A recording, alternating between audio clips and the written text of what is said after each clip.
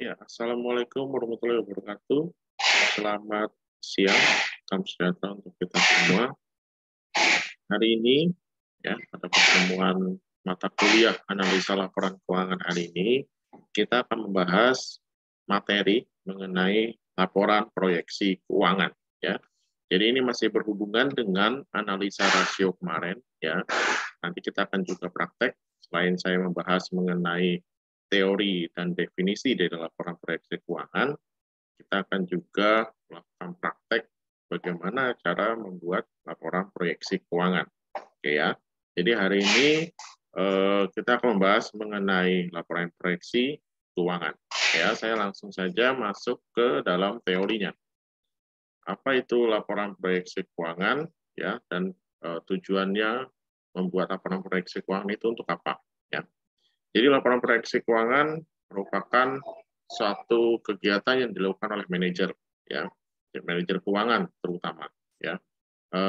Manajer keuangan itu salah satu kegiatannya adalah melakukan peramalan terhadap beberapa pos di dalam laporan keuangan, ya. Jadi melakukan peramalan, melakukan forecasting untuk beberapa pos di dalam laporan keuangan. Tujuannya apa? Tujuannya untuk mengidentifikasi faktor-faktor yang mempengaruhi kekayaan pemegang saham, ya. Karena salah satu sasaran manajemen keuangan itu untuk memperkaya para pemegang saham, untuk memakmurkan para investor, ya, para pemegang saham. Perencanaan keuangan sendiri itu merupakan penyusunan tindakan bagi perusahaan sebagai pedoman pelaksanaan aktivitas-aktivitas yang akan disusun pada periode selanjutnya. Jadi tentunya perusahaan memiliki target keuangan. Nah, target keuangan ini diproyeksikan, ya, supaya nanti aktivitas-aktivitasnya itu bisa terencana, ya, untuk mencapai target keuangan tersebut. Ya. Jadi perencanaan keuangan itu penyusunan tindakan bagi perusahaan sebagai pedoman pelaksanaan aktivitas-aktivitas yang akan disusun pada periode selanjutnya. Jadi itu fungsinya perencanaan keuangan. Jadi melakukan aktivitas-aktivitas keuangan untuk mencapai target keuangan yang diinginkan oleh perusahaan. Setelah diuraikan sebelumnya menggunakan analisa rasio dalam menganalisa laporan keuangan, penggunaan rasio juga dapat digunakan untuk penyusunan laporan keuangan yang diproyeksikan, ya. Kalau dalam bahasa Inggrisnya projected financial statement, atau bisa juga disebut dengan laporan keuangan pro forma financial statement. Ya. Jadi setelah menggunakan analisa rasio untuk menganalisa laporan keuangan, penggunaan rasio tersebut itu digunakan untuk menyusun laporan keuangan yang diproyeksikan. Jadi kemarin kita bahas analisa rasio likuiditas, solvabilitas, dan rentabilitas, dan juga analisa rasio lainnya, yaitu digunakan, ya, analisa-analisa rasio itu digunakan untuk menyusun laporan keuangan yang diproyeksikan. Makanya tadi saya di awal menyebutkan bahwa materi hari ini laporan penyusunan proyeksi keuangan itu merupakan lanjutan dari analisa rasio. Karena setelah analisa rasio itu dilanjutkan dengan membuat laporan keuangan yang diproyeksikan. Ya. Laporan keuangan pro forma adalah estimasi atau perkiraan susunan laporan keuangan pada waktu yang akan datang berdasarkan rasio-rasio pada tahun-tahun sebelumnya. Jadi laporan keuangan ini untuk menyusun keuangan di waktu yang akan datang, ya, pada waktu yang akan datang dengan memperhatikan rasio-rasio pada tahun-tahun sebelumnya, ya. Jadi digunakan untuk forecasting laporan keuangan menggunakan rasio-rasio pada tahun sebelumnya. Walaupun laporan keuangan pro forma pada suatu periode estimasi tidak dapat menunjukkan angka yang sebenarnya, ya, jadi kadang meleset, kadang juga tepat, bahkan tapi tidak menjauhi dari itu. Tapi merupakan ini suatu alat yang penting untuk manajer keuangan. Tujuannya apa? Tujuannya aktivitas-aktivitas yang dilakukan oleh perusahaan itu dapat mencapai target keuangan yang diinginkan. ya, namanya target, kadang meleset, kadang tepat, ya. Melesetnya bisa melebihi, bisa kurang, ya. Bisa over, bisa under. Jadi yang penting aktivitas itu sudah hampir menuju target keuangan yang diinginkan oleh perusahaan. Ya. Kalau tidak ada target keuangan yang diinginkan, tidak ada goal yang diinginkan, maka tindakannya akan ngasal, gitu ya. Tindakan-tindakan yang dilakukan perusahaan, operasional perusahaan tidak memiliki target apa-apa. Kalau orang tidak memiliki target, kalau perusahaan tidak memiliki target, maka perusahaan tersebut tidak memiliki visi, ya, tidak memiliki visi. Apa terjadinya kalau tidak memiliki visi? Ya perish atau musnah, gitu ya.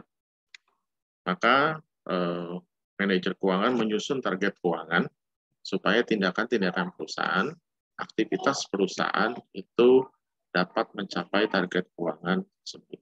Gitu ya. Nah, kita akan masuk ke contoh kasus pada PT XYZ. Ya, ini saya stop dulu share di PowerPoint ini. Kita akan lanjut menggunakan Excel, ya. Kita akan coba menggunakan Excel. Coba latihan dulu laporan proyeksi keuangan. Ya. Contoh kasus di PT XYZ. Saya besarkan. Ya, contoh kasus di PT XYZ selama 5 tahun terakhir, rata-rata penjualan per tahun 75 juta, dan perusahaan merencanakan bahwa penjualan ini salah tahunnya di 2022 itu tetap sama. Ya. Jadi selama kita mendapatkan informasi bahwa di sini PT XYZ selama 5 tahun terakhir, rata-rata penjualan per tahun 75 juta, dan perusahaan merencanakan bahwa penjualan tahun 2022 itu tetap sama, ya. Jadi tahun 2022 tetap sama. Maka kita bisa lihat di sini angka-angka rasio rata-rata masa lampau yang perlu diperhatikan.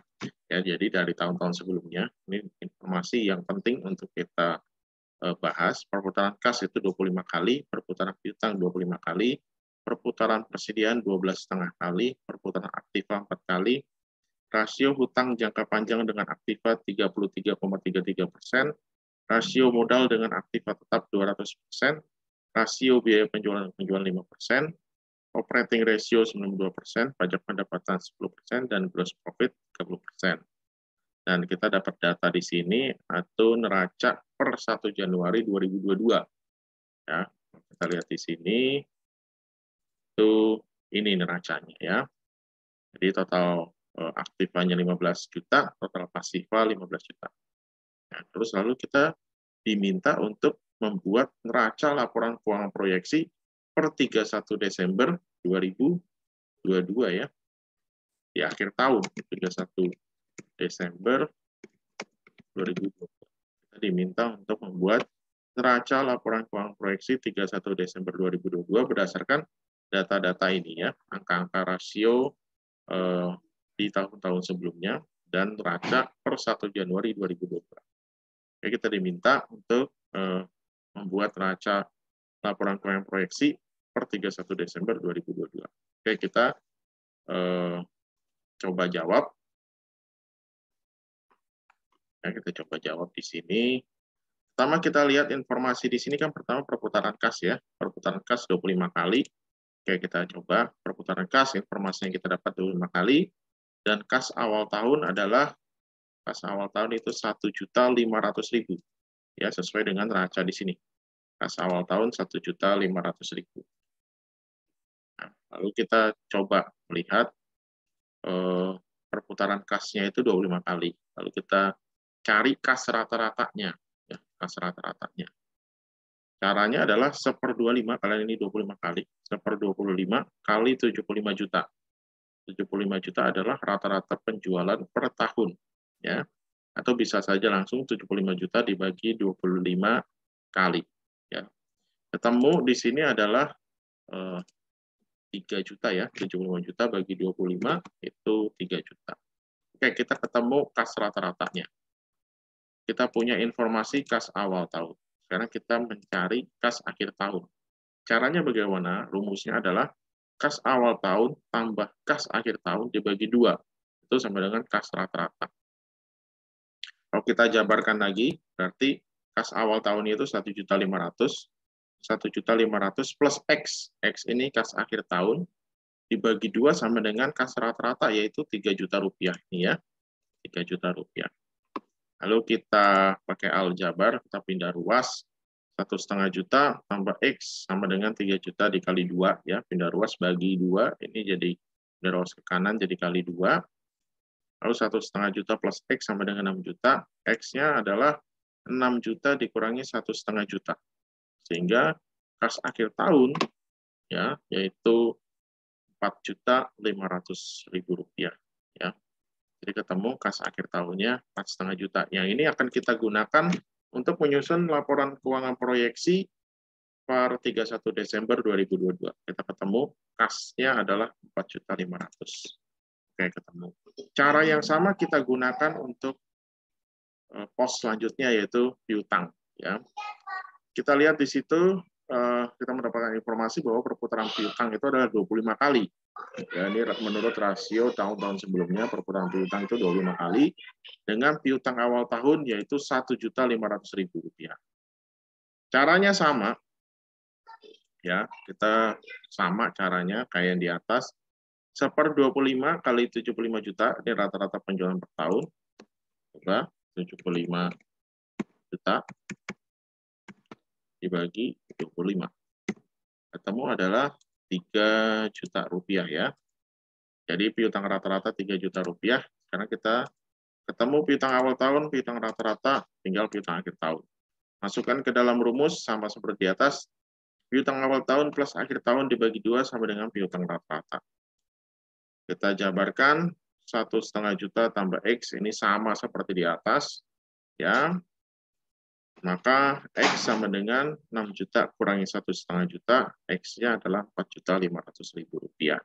Ketemu piutang akhir tahun 4.500.000 rupiah. Ini akan kita pakai untuk menyusun neraca laporan keuangan proyeksi per 31 Desember 2022, pos piutang yaitu 4.500.000. Ya. Setelah itu kita masuk lagi ke perputaran persediaan. Informasi selanjutnya kan perputaran persediaan ya. Oke ya, 12,5 kali ya.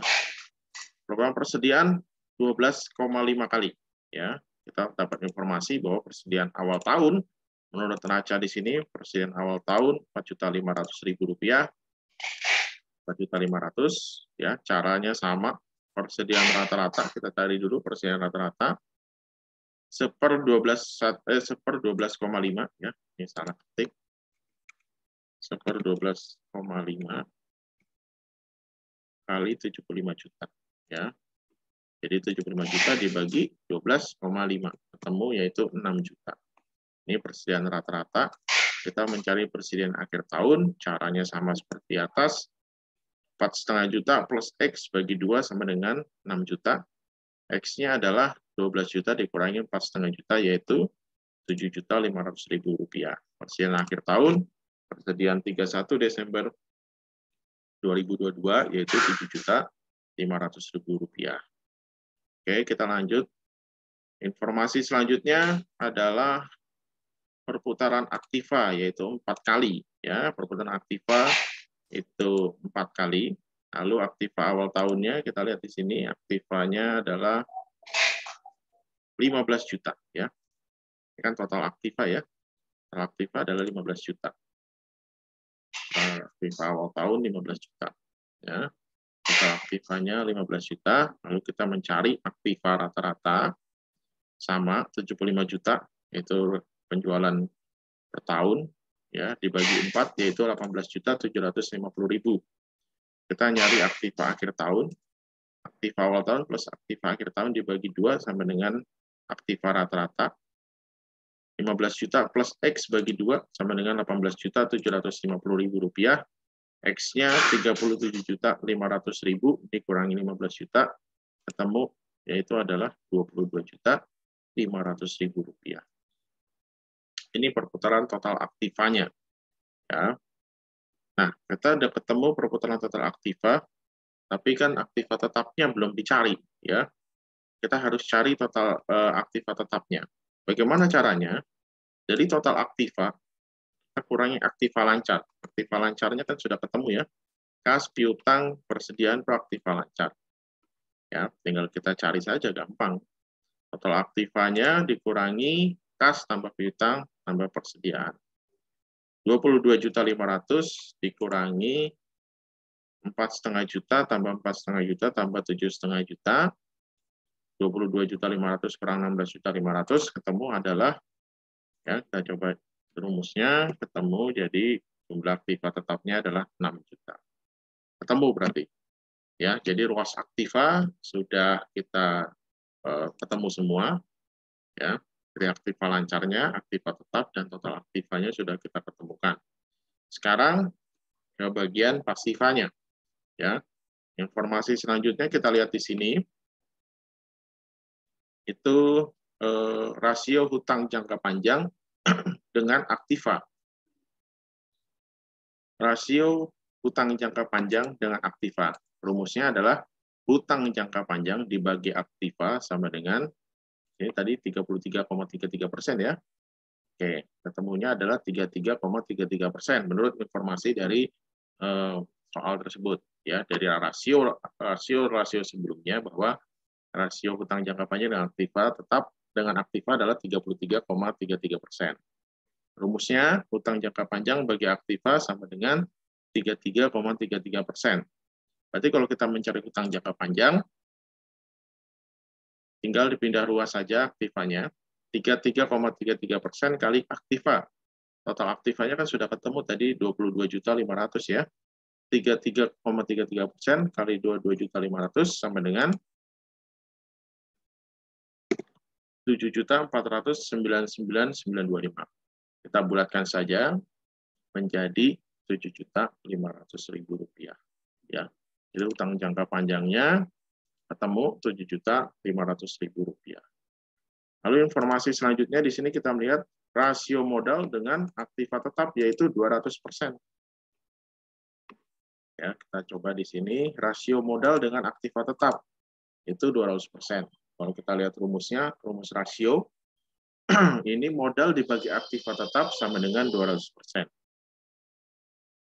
Aktiva tetapnya tadi sudah ketemu 6 juta ya. Tinggal kita kali saja pindah ruas. 200% kalikan aktiva tetap. Kita cari modalnya ini ya. 200% kali aktiva tetap. Ini 200% kali 6 juta sama dengan 12 juta ya. Dengan 12 juta. Oke. Jadi modal ketemu, hutang jangka panjang sudah ketemu, modal ketemu. Tinggal hutang lancarnya sama seperti kita mencari aktiva tetap tadi. Caranya adalah total pasiva dikurangi hutang jangka panjang plus modal. Ya, total pasifanya tadi kan seharusnya harus balance ya. Jadi total pasiva sama dengan total aktiva 22.500.000 rupiah. Ya, total pasiva itu sama dengan total aktiva.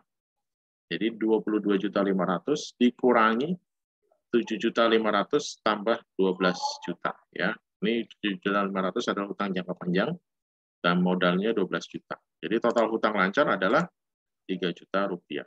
Nah, sekarang tinggal kita masukkan saja ini ya. Ini saya delete, coba saya delete, kita masukkan satu-satu ya. Kasnya tadi 4.500.000 ya. 4.500.000. Piutangnya sama ya. Piutangnya 4.500.000. Persediaan 7.500.000 ya. 7.500.000. Dan aktiva tetapnya ini ya, 6 juta.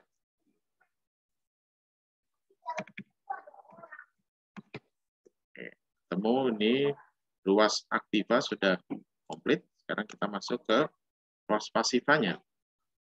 Hutang jangka panjang itu 7 juta, hutang lancar ya. Kita coba hutang lancar dulu. Hutang lancar itu 3 juta. 3 juta. Masukin 3 juta. Nah, 5% obligasi ini hutang jangka panjang. Utang jangka panjang Rp7.500.000. Dan modalnya adalah Rp12 juta. Ya, ini neraca dari neraca keuangan proyeksi per 31 Desember 2022 dari PT XYZ. Ya. Temu sudah neracanya. Sekarang kita bikin laporan laba rugi proyeksi. Ya, masih ada 4 informasi lagi yang kita harus kerjakan, ya, untuk membuat laporan keuangan laporan laba rugi proyeksi per 31 Desember 2022. Oke. Dari informasi yang kita dapatkan di sini, ya, kita melihat di sini ada gross profit, ya. Kita ambil dari gross profit dulu. Gross profit-nya itu 30%. Ya, gross profit margin 30%. Sehingga kita untuk membuat laba kotornya adalah 30% dikalikan 75 juta. 75 juta ini adalah rata-rata penjualan per tahun tadi yang ada di soal sini, ya. 5 juta ini, ya. 30% kali 75 juta yaitu Rp22.500.000. Temu laba kotornya Rp22.500.000. Kita mencari HPP-nya, ya. HPP sama dengan penjualan dikurangi dengan laba kotor. Penjualannya 75 juta dikurangi laba kotornya sudah kita ketemu tadi Rp22.500.000. Ketemu adalah Rp52.500.000, ya. Kita ketemu informasi laba kotor HPP. Laba kotor dan HPP sudah ketemu. Laba kotornya Rp22.500.000. HPP-nya adalah Rp52.500.000. Nah, sekarang informasi berikutnya, operating ratio. Operating ratio di sini adalah 92%. Operating ratio ini kita akan gunakan sebagai dasar mencari biaya operasional per tahun yang dikeluarkan oleh PT XYZ. Operating ratio adalah 92%. Nah, kita lihat di sini 92% dikalikan 75 juta. 75 juta ini rata-rata penjualan per tahun. Ketemu adalah 75 juta kali 92%, ya. Ketemunya 69 juta. Nah, sekarang kita mencari biaya operasi. Biaya operasi rumusnya itu operating ratio dikurangi dengan HPP, ya, dikurangi HPP. 69 juta dikurangi dengan Rp52.500.000. Ketemunya adalah, ya, 69 juta kurang 52.500, ketemunya adalah Rp16.500.000. Jadi ketemu biaya operasi Rp16.500.000. Setelah kita mengetahui biaya operasi, kita mencari di sini, karena informasi selanjutnya adalah rasio biaya penjualan dengan penjualan. Kita mencari biaya penjualan, karena di situ ada rasio biaya penjualan. Rasio biaya penjualannya itu tadi 5%, ya. Dan di sini ketemu.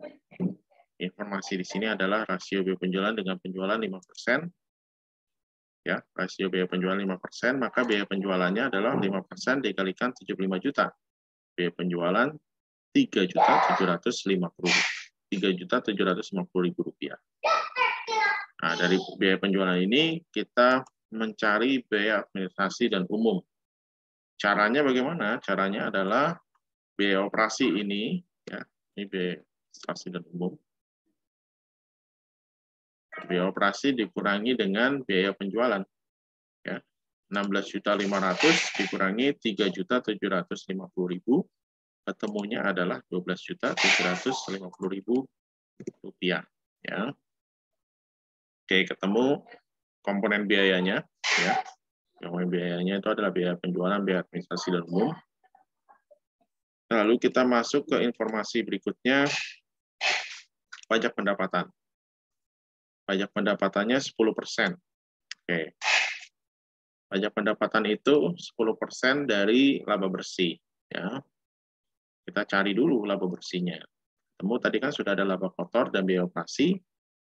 Nah, kita kalikan saja ketemu laba bersih itu ya, 10% dikali laba kotor dikurangi biaya operasi.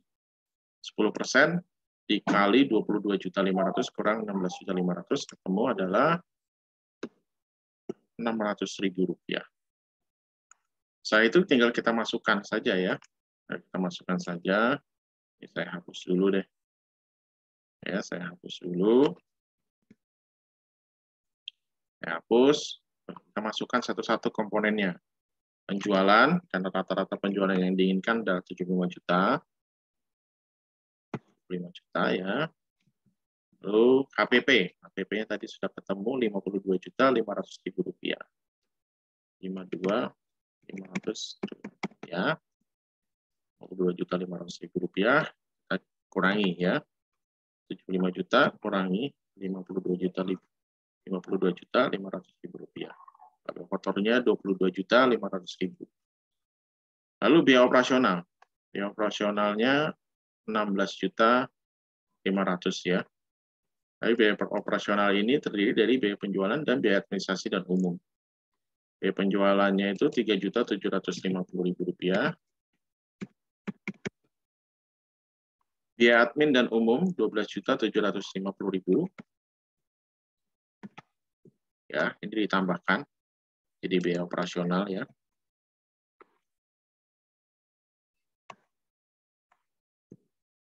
Nah, ditambahkan jadi 16.500.000 ya, cocok dengan yang sudah kita hitung tadi rasionya. Oke. Lalu setelah itu kita bisa menghitung laba bersihnya. Laba bersihnya adalah laba kotor dikurangi dengan biaya operasional. Laba bersih 6 juta, ya sama ya. Jadi kita udah bahas ini, laba bersih 6 juta. Pajak pendapatannya 10%. Ya, pajak pendapatan 10%. 10% dikali 6 juta. Rp600.000 ya. Sama ya, 600.000. Nah, lalu kita mencari laba setelah pajaknya, yaitu dengan laba bersih dikurangi pajak pendapatan. Temu laba setelah pajaknya Rp5.400.000. Nah, ini laporan laba rugi proyeksi per 31 Desember 2022 dari PT XYZ. Nah, laporan laba rugi sudah ketemu, neraca sudah ketemu, berarti laporan keuangan proyeksinya sudah selesai. Ya. Nah, ini yang sudah saya bahas untuk materi hari ini. Kita membahas mengenai laporan keuangan proyeksi. Tadi teori dan prakteknya sudah kita bahas. Oke, nah, nanti teman-teman silahkan mengerjakan tugas. Saya memberikan tugas di ruang tugas MyBest. Silahkan teman-teman kerjakan di sana. Excel kurang lebih sama soalnya seperti latihan kita tadi. Oke, jika ada pertanyaan, teman-teman bisa mengajukan melalui personal chat ke saya atau melalui grup WA. Ya. Terima kasih atas atensi teman-teman semua. Silahkan belajar. Semoga sukses selalu untuk teman-teman.